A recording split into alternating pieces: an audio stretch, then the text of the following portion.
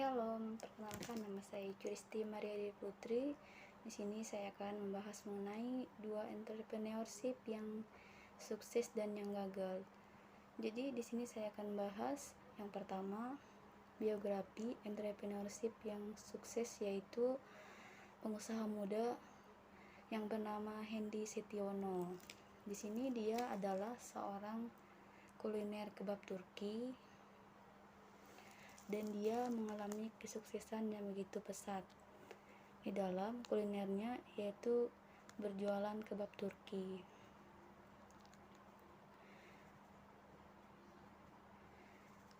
Hendy Setiono adalah seorang pemilik bisnis kuliner kebab Turki atau Baba Raffi, memulai usaha dengan ide yang tidak sengaja melintas di pikirannya.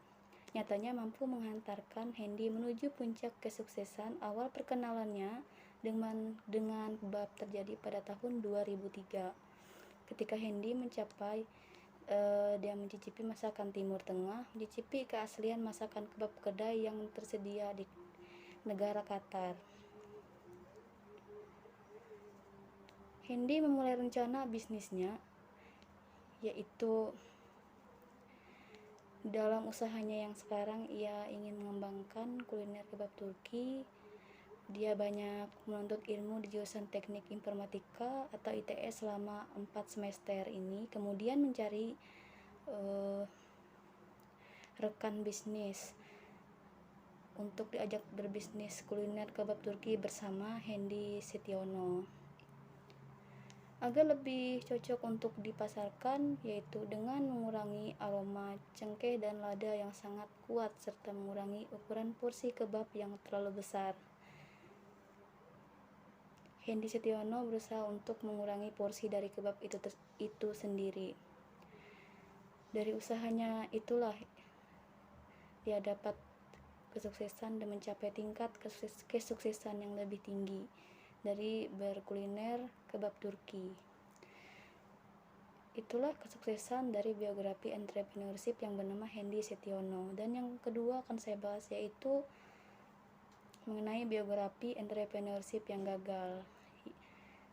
Entrepreneurship yang gagal adalah seorang pengusaha juga, tapi dia gagal di dalam mengelola segala bisnis yang ia rancang atau dia rencanakan, misalnya dalam bentuk berbisnis. Biografi entrepreneurship yang gagal yaitu bernama Ahmad Zaki. Ia mengalami kegagalan dalam berbisnis. Ahmad Zaki pada 10 tahun yang lalu memulai bisnis mie ayam selagi ia berkuliah di Institut Teknologi Bandung atau ITB. Namun bisnis tersebut kemudian bangkrut dan harus gulung tikar dalam waktu 6 bulan saja. Kegagalan tersebut tidak membuatnya kapok atau jera, melainkan ia berusaha untuk memperjuangkan usaha bisnisnya tersebut dengan membuka lapak. Pada saat itu Ahmad Zaki seringkali dipertanyakan oleh teman-teman sebayanya atau keluarganya karena nekat menjadi pengusaha, padahal dia bisa mendapatkan pekerjaan yang bagus dengan gaji yang lumayan dan juga pasti.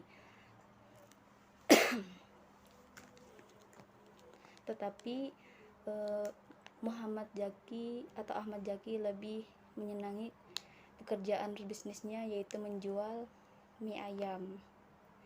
Selain itu, setelah Bukalapak di tahun 2010, Ahmad Zaki juga seringkali mendapat penolakan di senior maupun pengusaha UKM yang ditemuinya.